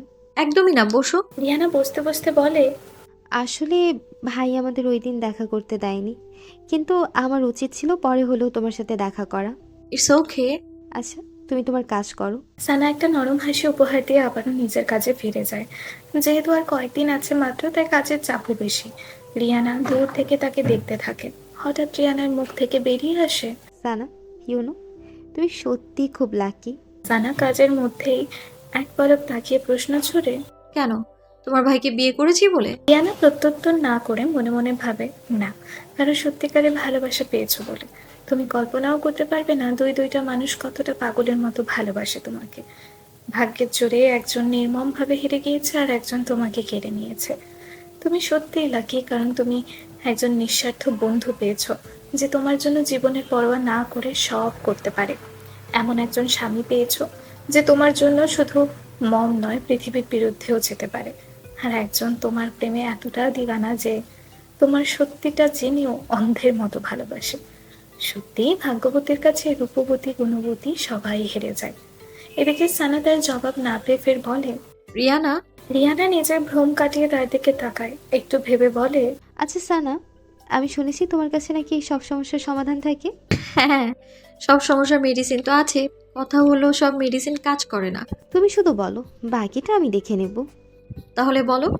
রিয়ানা একটা ফাঁকা ঢোক গিলে নিয়ে ধীরে ধীরে বলে, ভাবো, তোমার একটা ফ্রেন্ড কাউকে ভালোবাসে, কিন্তু সে তাকে ভালোবাসে না, সে অন্য কাউকে অন্ধের মতো ভালোবাসে। এখন ওই ফ্রেন্ডের কি করা উচিত? সানা কিছুক্ষণ চুপ থাকে, তারপর হঠাৎ এমন এক উত্তর দেয় যেটার জন্য রিয়ানা প্রস্তুত ছিল না। তাহলে তোমার ওই ফ্রেন্ডের বিয়ে করে নেওয়া উচিত। বিয়ে? বিয়ে, বিয়ের থেকে ভালো সম্পর্ক আর কি হতে পারে? রিয়ানা চুপ করে যায়, কিছুক্ষণ পর বলে, সবাই কি বিয়ে করলেই ভালোবাসা পায় সানা? সানা ধীরে তার দিকে তাকায়। না, কিন্তু কারো ভালোবাসা পেলে তাকে হাতছাড়া করতে নেই। সানা সহজভাবে কথাটা বললেও রিয়ানার মনে তা গেঁথে গেল অন্যভাবে। তাই মনে মনে ভাবছে, তার কি আয়ানকে একটা সুযোগ দেওয়া উচিত? উমেন ভবন প্যালেসের জিম রুমটা প্রত্যুষের আলোয় আরো কঠিন হয়ে উঠেছে। দেয়ালের এক পাশ জুড়ে আয়না, অন্য পাশে ভারী ওয়েটস, আর মাঝখানে একটানা পড়তে থাকা ঘুষির আওয়াজ, ঠাস ঠাস ঠাস। আর যে বক্সিং ব্যাগে এমনভাবে ঘুষি মারছে যেন অপ্রকাশিত জমে থাকা রাগ, সন্দেহ, অধিকারবোধ সব একসাথে ঝরে পড়ছে। তার পরনে কোনো শর্ট নেই, ঘামে ভেজা শরীর, পেশির প্রতিটা নাড়াচাড়ায় এক ধরনের হিংস্র সৌন্দর্য লক্ষণীয়। একপাশে দাঁড়িয়ে জ্যাক, হাতে ট্যাবলেট, চোখে সেই পরিচিত গম্ভীর তীক্ষ্ণ দৃষ্টি। সে ধীরে ধীরে বলতে শুরু করে, বস, পুরো শুটিং টিম চেক করা হয়েছে। আর যে থামে না, আর একটা ঘুষি মেরে প্রশ্ন ছুড়ে, একজনও না? না, ব্লু আইস কাউকেই পাওয়া যায়নি। আর যে এবার থামে, ব্যাগের সামনে দাঁড়িয়ে 2 হাত দিয়ে দড়িটা চেপে ধরে, গম্ভীর স্বরে আওড়ায়, ড্যাম, ও খুব কাছে ছিল আমাদের, কিন্তু এত সিকিউরিটির পর। বস, ওর মধ্যে একটা স্পেশালিটি আছে, ও চোখ দিয়ে যে কাউকে হিপনোটিজম করতে পারে। আর একটা ব্যাপার অস্বাভাবিক। জ্যাক হাতের ট্যাবলেটটা আরজের সামনে এগিয়ে দেয়। স্ক্রিনে খুলে যায় একটা file, sky view bar, financial trial last 5 years. Jack বলতে শুরু করে, গত 5 বছর ধরে স্কাইভিউ বারের প্রায় সব টাকা একটাই অ্যাকাউন্টে যাচ্ছে। আরজে চোখ নামিয়ে স্ক্রিনের দিকে তাকায়। নামটা উচ্চারণে তার ঠোঁটের কোণে বাঁকা হাসি জন্ম নেয়। সামিরা, ব্যাঙ্ক অ্যাকাউন্টটা বিশেষভাবে হাইড করা, লেয়ার অন লেয়ার সিকিউরিটি এমনভাবে ঢেকে রাখা হয়েছে যেন কেউ খুঁজতেই না পারে। মানে এটা কোনো সাধারণ লন্ডারিং না? না, বস, এর পিছনে বড় হাত আছে, না হলে সবকিছু এতটা ক্লিন হতো না। আরজে হাঁটতে হাঁটতে আয়নার সামনে এসে দাঁড়ায়, রুক্ষ স্বরে আদেশ ছড়ে, ব্যাংক ডিটেলসের সম্পূর্ণ খোঁজ চাই, এখনকার দিন থেকে আজ পর্যন্ত। লোকেশন, কে খুলেছে, কে অপারেট করছে, এভরিথিং। জ্যাক ওকে বস বলে চলে যায়। আরজে আবারও পাঞ্চিং ব্যাগের দিকে এগিয়ে যায়। শুটিং সেটের অদূরেই একটা ছাউনির মধ্যে পায়চারি করছে সানা। সামনে 2 চেয়ার জুড়ে বসে আছে এসপিও কাইলিন। রমণীর মাথায় চলছে বিশেষ টেনশন। সানা দাঁত দিয়ে নখ কাটতে কাটতে বলে, কাইলিন জি, আপনি বলুন জ্যাক আর ইভেলিনার কি খবর? ম্যাম, এই তো চলছে গাড়ি, যাত্রা বাড়ি। ধুর, মনে হচ্ছে না বিয়ে খেতে পারবো। সামনের 2 মানব তার দিকে অবাক চাহনিতে তাকায়। রমণী তড়িঘড়ি করে নিজের বুলি পাল্টে বলে, আই মিন বিয়ে দেখতে পারবো। তারপর চোখ উল্টে মনে মনে বলল, এমন মনে হচ্ছে বিয়ে হলে আমি একাই খাবো, এরা সব দাঁড়িয়ে দাঁড়িয়ে দেখবে। এসপি বিরক্ত হয়ে নিজের পকেট থেকে ফোন বের করতেই সানা নিজের পায়চারি থামিয়ে তার দিকে কড়া চোখে তাকায়। সিরিয়াস মিটিং চলছে, চুপচাপ পকেটে ফোন রাখ। এসপি তড়িঘড়ি করে রেখে দিল। এই মেয়ের সাথে বিশ্বাস নেই, কোনো সময় মোবাইল আবার দূরে না ফেলে দেয়। সানা কাইলিনের দিকে তাকিয়ে ফের বলে, কাইলিন জি, আপনি শুধু বলুন জ্যাকের মনে ফুল ফুটেছে কিনা। ম্যাম, যা কেমন না। আরে নারীর চক্করে পড়লে সব এমন তেমন সিংহ বিড়াল হয়ে যায়। সানা কিয়ৎকাল ভেবে বলে, আমার কাছে একটা আইডিয়া আছে। আপনি ইভেলিনার আশপাশে আরও বেশি করে থাকবেন। You know what I mean, it is JFL। মানে? अबे মানে jealousy is the first stage of love. ইয়া, কিন্তু ম্যাম, জ্যাকের মনে যদি কিছু থাকে তাহলে ও আমাকে ছাড়বে না। কেন? জ্যাক আপনাকে কেন ছাড়বে না? কাইলিন একটা ফাঁকা ঢোক গেলে মনে মনে আওড়ায়, আপনি যাকে চেনেন না কতটা ডেঞ্জারাস। এর মুখ পরে চলে আগে বুলেট চলে। একে তো আমেরিকান হ্যাকারের সাথে সাথে কষাই বলা হতো, কিন্তু মুখে ফোটে অন্য কথা। বাট ম্যাম, ব্যাস, আমি সিদ্ধান্ত নিয়েছি, এটাই হবে। আমি কোনো মতে বিয়ে খাওয়া মিস দিতে পারবো না। আই মিন বিয়ে দেখা মিস দিতে পারবো না। আর আমি আপনারও বিয়ের ব্যবস্থা করছি অতি শীঘ্রই। সানার মুখে নিজের বিয়ের কথা শুনে এক লাফে দাঁড়িয়ে পড়ে কাইলিন, কণ্ঠে অধিকতর বিস্ময় নিয়ে শোধায়, কি ম্যাম? না প্লিজ। আরে কি না করছেন? আমি কোনো কথা শুনছি না। অতি শীঘ্রই আপনার লাইনটা লাগাবো। কাইলিন উপরে না বললেও ভিতরে ভিতরে একটু উচ্ছ্বাস প্রকাশ করেছে। এদিকে সানা তাকে বোঝাতে শুরু করে, দেখুন, বিয়ে হচ্ছে গিয়ে সবচেয়ে ভালো জিনিস। বিয়ে মানে আজাদি, বিয়ে মানেই মুক্তি, বিয়ে মানেই জীবন বিন্দাস। কিন্তু ম্যাম, তাদের কথা থেমে গেল হঠাৎ সানার মুঠোফোনখানা শব্দ করে বেজে ওঠাতে। স্ক্রিনে তাকিয়ে দেখে আরজের নাম্বার। রমণী বিরক্তিতে কপাল কুঁচকে ফোনটা কেটে দিল। হ্যাঁ, তো আমরা। তার কথার মধ্যে আবার এলো আরজের কল। সানা কল কেটে কথা বলার জন্য মুখ খুলতেই আবারও ফোন এলো। এবার রমণী বিরক্তির চরম পর্যায়ে ফুস করে নিঃশ্বাস ছেড়ে ফোন লাউডস্পিকারে দিল। বিপরীত পাশ থেকে আসে পুরুষালী চিন্তিত কণ্ঠস্বর, ওয়াইফি, তুই রুমে নেই কেন? কি ওয়াইফি লাগিয়ে রেখেছেন? 2 সেকেন্ড আমি দূরে গেলে শুরু হয়ে যায় বাচ্চাদের মতো ম্যা ম্যা। এমন মনে হচ্ছে আমি বৌরানি থেকে চাকরানি হয়ে গিয়েছি। 24 ঘন্টা ওনার কথা শুনতে হবে। এই কি পেয়েছেন কি? হ্যাঁ, সানা কারো কথা মতো চলে না, নিজের মর্জি মতো চলে সানা। আর একবার ফোন দিলে কানের নিচে এমন বাজাবো না, সারা জীবন বাঁচতে থাকবে। রাখুন ফোন। এই বলে বিপরীত পাশের মানবকে কিছু বলাতে না দিয়ে নিজেই ফোন কেটে মুখের ভাব পরিবর্তন করে ঠোঁটে হাসি টেনে সামনে তাকিয়ে দেখে কাইলিন নিজের বুকের বাম পাশে হাত রেখে ভয়ার্ত চোখ জোড়া দিয়ে সানার দিকে তাকিয়ে আছে। আর মনে মনে ভাবছে, বস ব্ল্যাক হান্টার হয়েও এমন অবস্থা, তাহলে আমার কি হবে? পাশে থাকা এসপি তার কাঁধে হাত বুলিয়ে সান্ত্বনা দিচ্ছে, থাক চাইনিজ সান্ডা, থাক। বিয়ে নামক যন্ত্রণা থেকে তুই দূরে থাক। হ্যাঁ, আমরা যেন কোথায় ছিলাম? আমার বিয়েতে? হ্যাঁ, মনে পড়েছে আপনার বিয়েতে। দেখুন, বউ বিয়ে করবেন ঠিক আমার মতো। যদিও আমি এক পিসি, আমার থেকে ভালো বউ পৃথিবীতে আর কেউই পাবে না। তাও মনে কষ্ট পাবেন না, আমি আপনার জন্য আমার থেকে বেটার কাউকে খুঁজে নিয়ে আসবো, যে সব কিছুতে আমার থেকে এক কাঠি উপরে থাকবে। বুঝতে পারছিস তো? এক কাঠি ওপরে। ম্যাম প্লিজ আপনি অন্যদের জোড়া লাগান আর আমাকে দূরে রাখেন। আমার অন্যের বিবি দেখেই ভয় লাগে। নিজেরটা এমন হলে তো প্রতিবেলায় আমি হার্ট অ্যাটাক করবো। আরে না না, এমন কিছুই হবে না। কাইলিন শুধালো না তার কথা, বড় বড় কদম ফেলে চলে গেল সানার অগোচরে।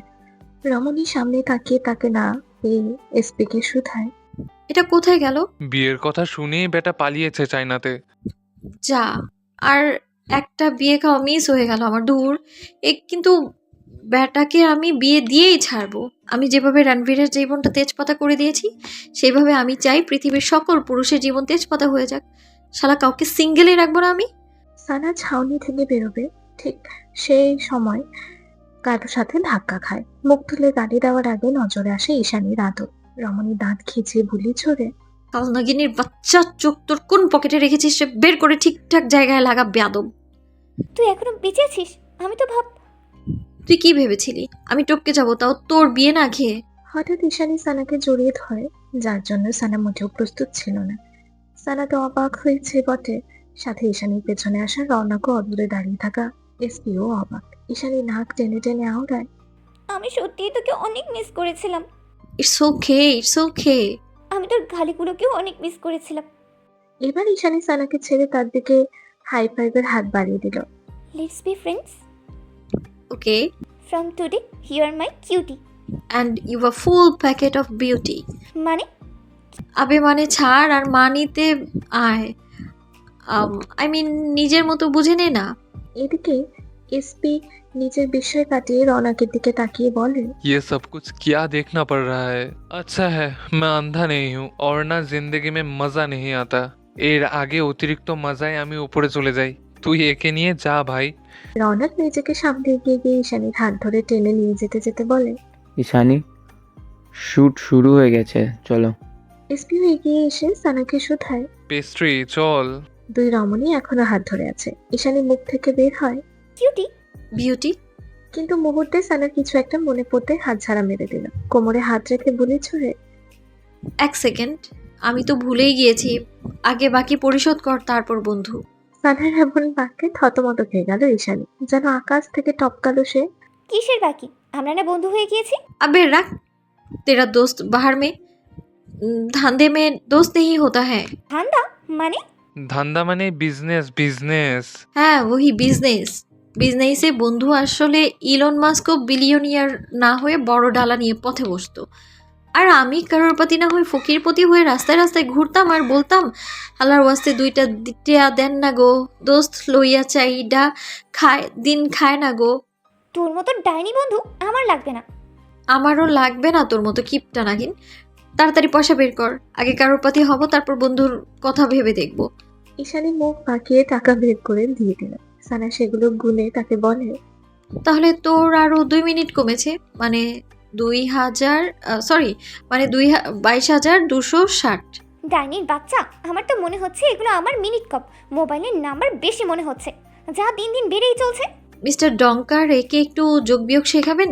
বেচারির কি অবনতি হয়েছে দেখুন, এখনো যোগ বিয়োগ করতে পারে না। এই বলে সানা চলে যায় এসপির সাথে। আর এদিকে পেছনে ঈশানী চিৎকার করে বলে, ডাইনির বাচ্চা, তোর অঙ্কে সমস্যা, তুই পারিস না যোগ বিয়োগ। ঈশানী প্লিজ চলো। ঈশানীর দাঁত কিরমির করে চলে গেল রওনাকের সাথে। এই যে শুনছো মাই প্রিয় শ্রোতা বন্ধুরা, তোমরা শুনছো সিটি অফ লাভ প্রেরিত প্রেমে সিক্ত গল্প। আর আমাদের সাথে পথ চলতে do like, comments and share. আর সাবস্ক্রাইব করতে কিন্তু একদম ভুলবে না। টাটা।